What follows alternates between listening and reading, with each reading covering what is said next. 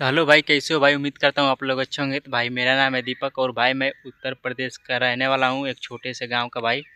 भाई आप लोगों को बता देना चाहता हूँ कि भाई मैं आज आया था भाई खेत घूमने के लिए। तो आप लोगों को आज दिखाएंगे भाई कि कैसे हमारे यहाँ का धान हुआ है।